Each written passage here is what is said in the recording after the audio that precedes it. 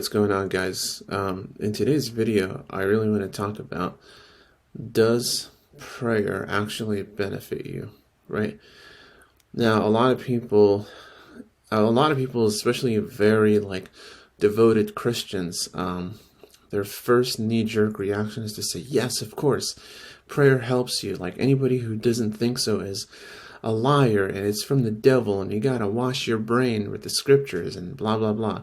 And that answer, technically, it's true. Prayer is helpful. Obviously, I answered the question, but the answer is not convincing as much because it uses shaming tactics and scare tactics.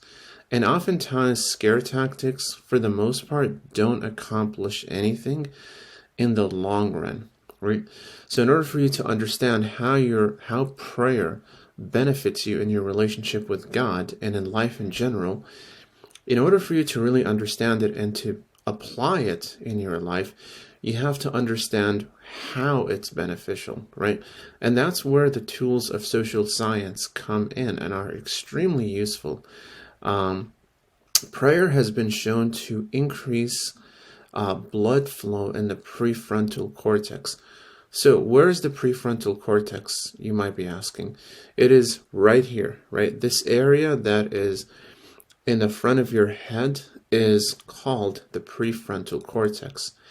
Now, what does the prefrontal cortex do? Like, what the heck what is its job?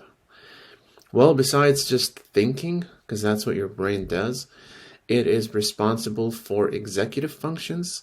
So executive means like not an executive at a company, but it means it is responsible for your execution of things, right? The things that you do, it is responsible for the decisions that you make, right?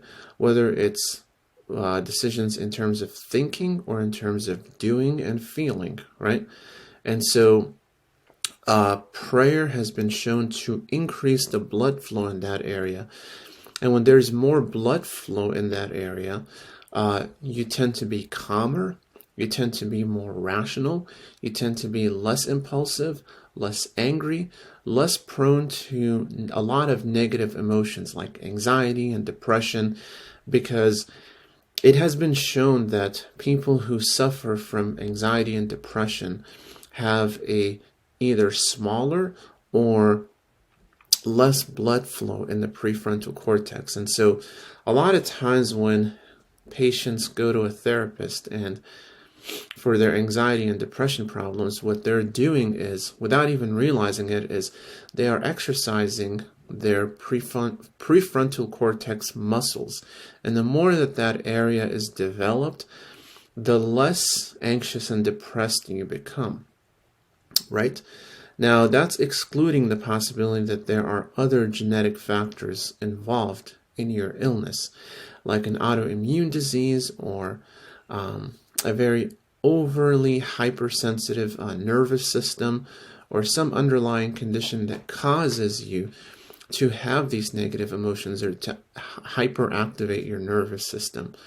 Excluding those possibilities, a lot of depression has been found to be cognitive in nature, which means that a lot of depression and anxiety is caused by a wrong way of thinking, right? Or as we would like to call it, negative thinking.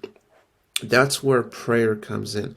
Now, don't misunderstand me. I'm not saying that prayer is the only thing that you need. And if you're praying and you're not getting healed, it's because you don't have enough faith or you're not praying correctly.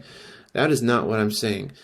There are many things that go into healing mental illness. It's not just prayer, and it's not just therapy, or it's not just this or that. It's many things that you have to do at once, at the same time.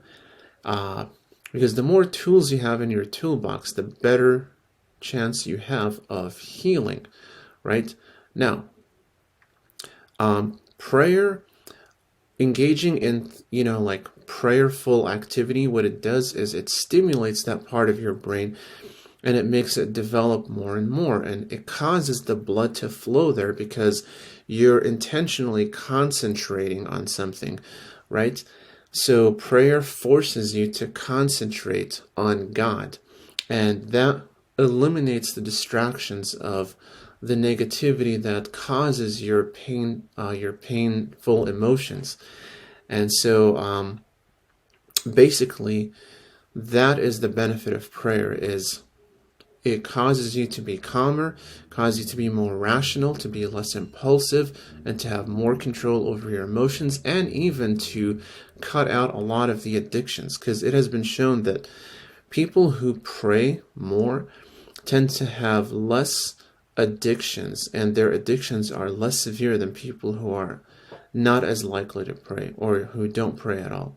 I hope this video is helpful to you guys, and I'll see you in the next video. Take care.